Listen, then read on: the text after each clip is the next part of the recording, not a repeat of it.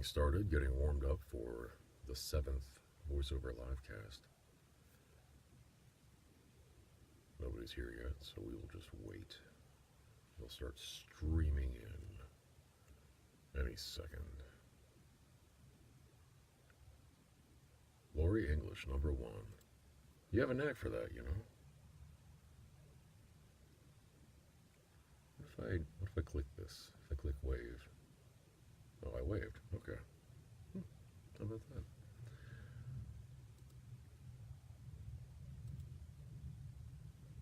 Sure, we'll get some more people in here. Lori Hartman, hey, how are you?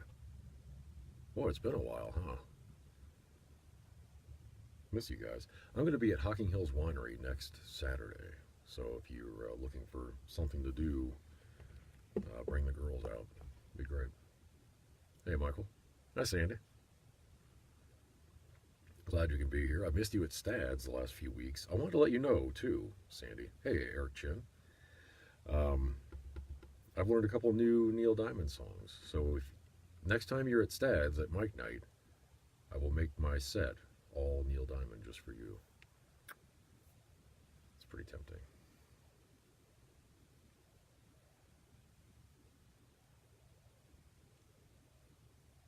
Alright, yeah, we're just getting warmed up here. I'll wait another 30 seconds or so. Hope you're all having a wonderful day. Looks like it's going to rain a little bit. Not much is going on. This is a quiet week for me, kind of. Quiet day, although I'm hoping something will pop up at some point today, just to keep things interesting. That always helps. Okay, so let's see. The latest VoiceOver news is that I am awaiting the release of a romance book, and I put the trailer out there on Facebook a couple times. Lori, you have no sound on your computer. Oh, hasn't that happened to you before? Well, you're not going to be able to hear me. That's no good. That was Lori English who's saying she has no sound. Lori Hartman, yeah, that'd be great. Finally get to play out on the patio out there, which I always like. They're actually building a stage outside, so I don't know when that's going to be ready, but I'm excited about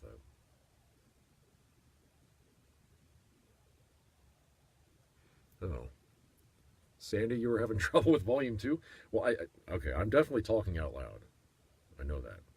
So, okay, so anyway, VoiceOver news, yeah, I've got a new book that's hopefully going to be out this week, maybe next, by the latest, and it's a romance. It's book 1 of a romance series that's going to be 7 or 8 books. There's a trailer out there for it. I'll link to it again after this. And I'm publishing under my own name because it's fairly tame. It's not anything that'll make anybody squeamish. So instead of using my pseudonym, it will be a Rick Barr production. Tim Dietrich, you're the first rowdy. So I'm looking forward to that. The book is called Out of the Ashes. The series is Out of Africa. And I'm actually prepping book 2. Hang on. Prepping book 2 right now. And I'm going to get started on the recording of that next week. And that'll take 2 or 3 weeks. Most of them do. Other than that, for those who saw the video game trailer that I did a couple months ago, I'm doing kind of an additional longer part for them. Getting that done this week. I have no idea when that'll be available, but I know they're trying to release the video game this spring. So hopefully we'll see something new. It's kind of exciting. I get to use the big announcer voice, which is always fun. So so today, as much as my voice is going to allow, because I'm just having a little bit of trouble with congestion, I'm not sure why, I'm going to narrate from The Lost Daughter, which is my latest book that's out there. It came out a couple weeks ago. Hey, Maya. And this is a young adult book. I did the same author, Brittany Nicole Lewis, authored the Zion series, which I did, that 3-book series. So this is a standalone. It's called The Lost Daughter. Basically about a teenage girl who she's adopted, and over the course of this book, she discovered some pretty amazing things. Hey, Jerry. And again, having a little bit of congestion. That's okay though. So I'm just going to narrate a couple chapters here. Let me know if you have any questions. And again, I can never get this thing to extend your comments past this little window. So I'll try to keep an eye on it. And we'll do this. And I'll be making mistakes and just kind of going over the mistakes and fixing them. Maybe the next live cast, I'll actually show the recording process and what I actually go through to do all that. We'll see. Okay, we're going to start with chapter 4. I feel bad not opening the ministry tomorrow, her mother said, twisting her mouth back and forth. I know, her father said, but pretty much everything is closed on Thanksgiving, he shrugged. He walked over to the stove and put his arm around her. It would be good to take a little break, just for tomorrow, and then if you want to, we can plan on bringing all of our leftovers down there. Yeah? Her mother's face lit up. Yeah, of course, her father smiled. That's a great idea, Dad. Jessica grinned as she walked into the kitchen. She went to the table and quickly grabbed a sugar cookie off of one of the cooling racks. Jessie, at the rate you're eating these, there won't be any left for tomorrow, her mother teased. It's not my fault you make the best cookies ever, she grinned, quickly swiping another. All right, Jessica, enough, her mother said firmly. Fine, fine, she grumbled. Do you mind if I go for a drive? I figured I might as well check out the area, maybe meet a few people. Oh, sure, honey. There's a pizza place right up the road. Last time I was in there, I saw a few kids that looked to be around your age, her father said. Pizza's always good, she smiled. She grabbed the car keys off the hook and threw the hoodie over her shoulder. Thanks, she called out as she shut the door behind her. As soon as Jessica stepped inside the slicery, her stomach growled. She was immediately greeted by the delicious aroma of crust baking and cheese melting. She smiled politely at a small group of people as she passed by their table on the way to the counter. Hi there, a cute dark-haired boy with light brown freckles sprinkled under his eyes greeted her. Jessica figured he was probably around 19 or 20. Welcome to the slicery. What can I get for you? Hi, Jessica smiled. She glanced at the menu as she felt the heat rise to her cheeks. Can I please get a medium soda and a small mushroom pizza? Absolutely. Mushroom pizza, my favorite. Good choice, he winked. That'll be $12.15. Jessica handed him a $20 bill. He quickly counted out her change, and as he handed it to her, he asked, Are you new around here? I'd remember if I'd seen you before. Jessica swallowed. Yeah, she laughed nervously. My family just moved here from Richlands. Oh, yeah? I've never been down to that part of North Carolina before. Heard it's nice and quiet, though. I'm Adam, he grinned. Nice to meet you. Jessica grinned. I'm Jessica. Nice to meet you, too. Order up. Hey, Adam, quit flirting with the girl. You're holding up the line. Keep it moving. Sorry, boss, Adam grumbled. He glanced up at Jessica as she got her order. Jessica smiled nervously. Nice to meet you, Adam. Yeah, definitely. I'm sure I'll see you around, he winked. Jessica felt her face flush as she grinned at him before turning and heading out the door. As soon as she put her pizza in the passenger seat, she checked her phone and was surprised to see she accidentally left it on silent, and she had received several text messages from Colton. Hey, beautiful. What are you up to? Are you mad about something? Hey, Jess, are you okay? Oh, man, she whispered under her breath. She started the car and called Colton, but after ringing 4 times, his voicemail picked up. He always wanted to blow my phone up, but every time I try to call him, he doesn't answer, she thought angrily. Her heartbeat quickened. Maybe Belle was right.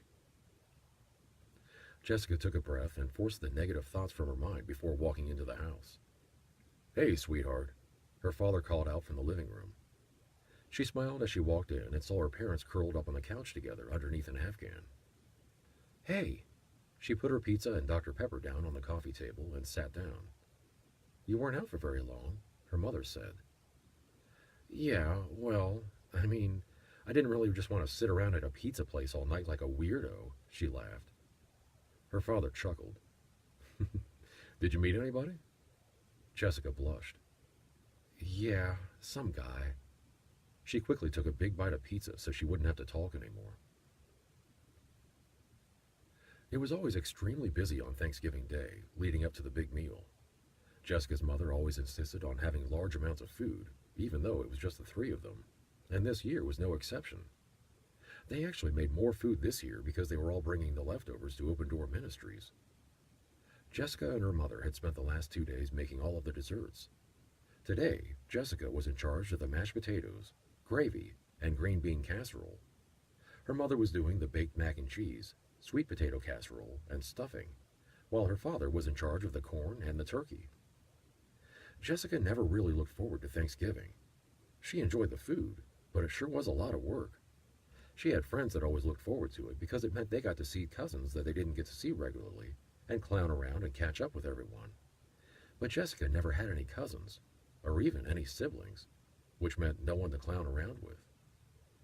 Besides all of the extra cooking and dishes, and a much bigger and tastier meal than usual, the day went by like any other day for the Wheeler family.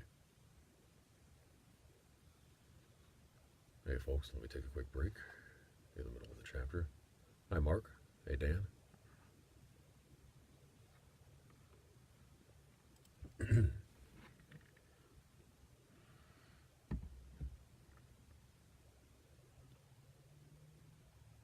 Early the next morning, Jessica and her parents loaded up boxes full of casserole dishes, paper plates, plastic cups, and silverware and napkins. Jessica was exhausted when it was time to get up and needed almost double the amount of caffeine than usual to lift her spirits and get her motivated enough to take on the day. Although she felt embarrassed about it and would never admit it to anyone, she ended up lying awake most of the night, staring up into the darkness, worrying about her relationship with Colton. At this point, she wouldn't even mind it so much if they broke up, but she was terrified that a breakup would destroy their lifelong friendship, and that she didn't think she could handle. It was a short drive. The ministry was only a few minutes away from their house. Jessica was surprised to see a car already parked outside the curb when they pulled into the parking lot. "Oh, look, John's already here," her father said. "Oh, great," her mother said. "Who's John?" Jessica asked. "He's an old friend of your dad's," Mrs. Wheeler smiled. "He called us back the other day and said he'd be bringing a young woman by. Said she'd been homeless for a while and has some substance abuse issues." "Oh," Jessica said nervously. "Okay." Jessica took a deep breath and tried to brace herself. She hadn't really thought much about the fact that many of the people they'd been helping probably had substance abuse issues, and knowing this woman did made her feel a little uneasy. She tried to keep her eyes cast down on the ground in front of her while she walked, to make it seem like she was focusing on carrying the casserole dishes into the building. It only took a few minutes before all the food was set up, and her parents were talking and laughing with John, which left Jessica to be the one to talk with the homeless woman, whom John had introduced as Mary. She looked very thin, and Jessica wondered if her blonde hair was always so poofy, or if it just needed a good brushing. "So, how long have you lived in Charlotte?" Jessica asked. She tried to hand Mary a plate of food, but it seemed like Mary didn't even know Jessica was there. After holding it out to her for a minute, Jessica slowly placed the plate back onto the table. Her nervousness was getting worse with each passing minute. Another few seconds of uncomfortable silence passed between them before Mary mumbled, "My whole life." Mary spoke so softly, Jessica wasn't even sure if the woman had actually said something or if she was just hearing things. Jessica cleared her throat and forced a smile. "We just moved here." She watched Mary mumble to herself and pick at her fingers until they were bleeding. Her heart hurt for the poor woman. She was so thin, and her face was sunken in. But Jessica thought she was probably beautiful before all this happened to her. Whatever this was that caused her to be here with them now.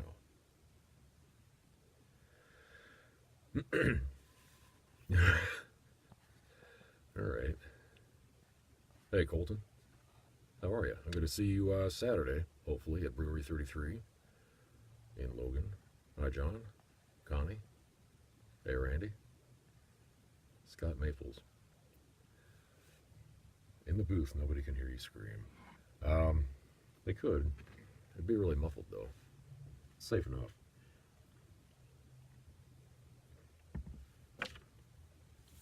All right, we'll keep rolling. I'll just do one more chapter here.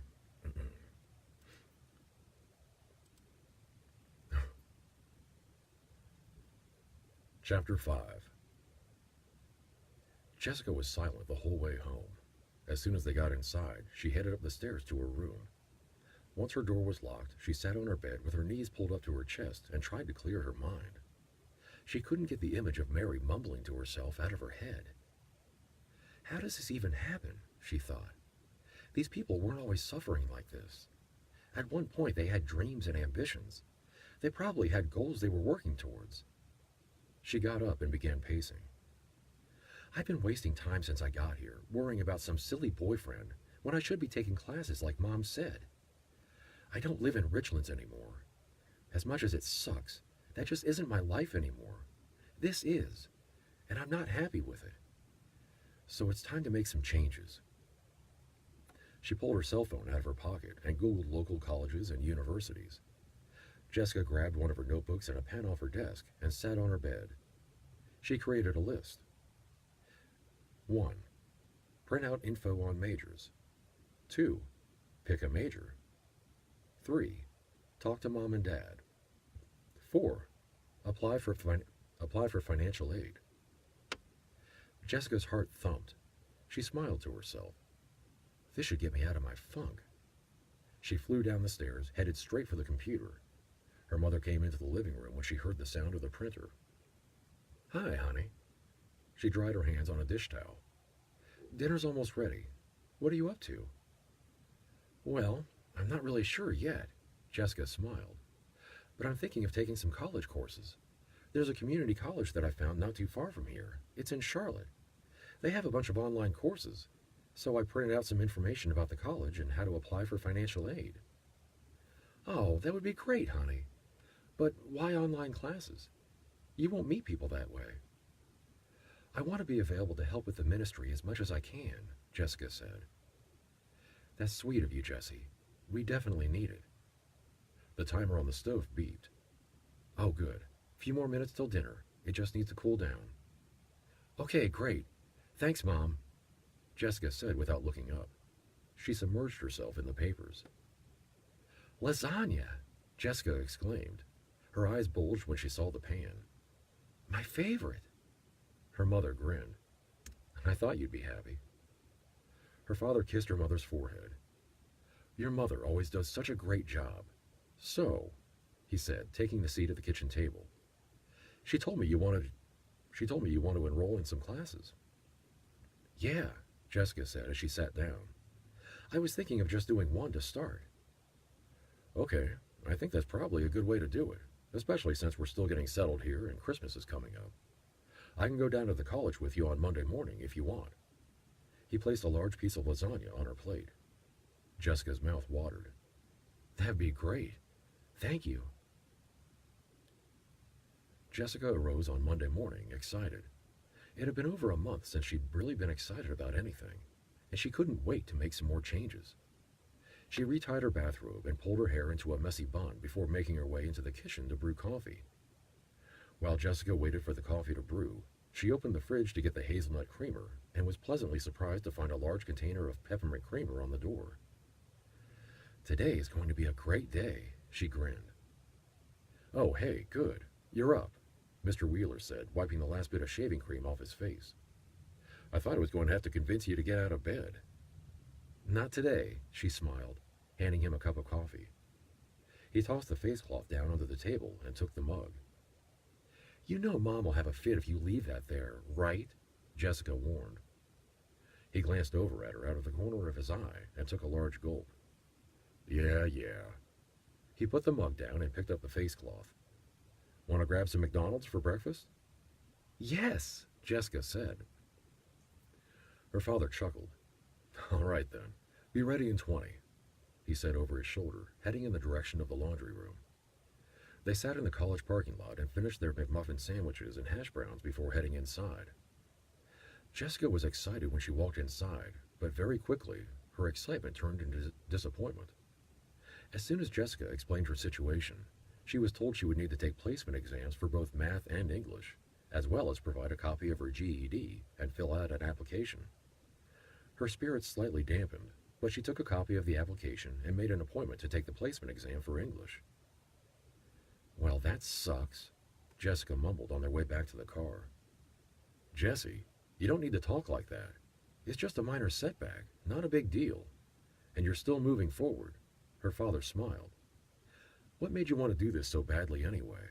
He asked. Jessica hesitated. I've been thinking about Mary a lot. Oh? He stopped walking and turned to face her. What about her? Well, just kind of just about them all in general. All the people we've been helping. Uh-huh. Her father nodded. I mean, they don't just get that way, homeless and on drugs. Well, I mean, not all of them are on drugs, but you know what I mean. You don't get to such a dark place like that overnight. It happens gradually. It usually does, yes. So? Well, Jessica looked away and watched a tree sway slightly in the breeze. She pulled her jacket closed and folded her arms. It just got me thinking that people can sometimes make a lot of bad choices. I don't want to be someone who makes bad choices, so I need to make good ones. And I've been thinking more about what those good choices should be. Education is a good choice, she said finally. Her father smiled. Education is a good choice. He patted her shoulder. Knowledge is something no one can ever take away from you. You're a good kid, Jess. He leaned over and kissed her forehead. Hey, sweetheart, how'd it go? Her mother asked when they walked through the door. Fine. I have to take placement exams for English and math first. I'm doing the English one on Wednesday. Oh, okay. Well, you should do fine with that, she smiled. I have some good news to share. What is it? Jessica asked. Just then, Jessica's phone beeped 3 times in a row. She frowned momentarily, but kept her attention fixed on her mother. Her mother looked at her curiously. Sorry, Jessica shrugged. It's probably something stupid. Continue, she smiled. Well, we were waiting to tell you until we heard back, but I applied for a part-time job as a receptionist at a little motel, and I got the job. Mrs. Wheeler threw her hands in the air. That's great news, honey. Wait, but Mom, the ministry. Well, her mother sighed. I'm going to need your help with that. I'll need you to go with your father to the ministry while I'm working. All right, Jessica grumbled. Sorry, sweetheart. Hopefully this won't be long term, but we need some money coming in, her mother said. No, I understand, Jessica smiled. I'm glad you got the job, Mom. Jessica hugged her. Thank you, sweetie. You're welcome. I'll be upstairs if you need me, Jessica said over her shoulder. Jessica flopped onto her bed and let out a sigh. She propped herself up against a small pile of pillows and slid her phone from her pocket. Oh, Veronica, she smiled. Haven't heard from her for a while. She tapped on the message to pull up the thread. All of a sudden, her heart started pounding in her chest, and she thought she might suffocate. In a split second, she forgot how to breathe. Her eyes stung with hot tears as she stared at the screen. It was a picture of Colton with a beer in his hand, dipping Belle and kissing her passionately, much more passionately than he had ever kissed her. I'm so sorry. I didn't think you'd believe me without proof. Jessica ran down the hall into the bathroom and got sick.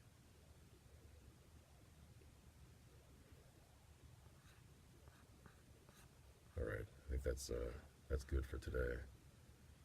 Need a train whistle. Tim, no, there are no trains in this story. Sorry to say.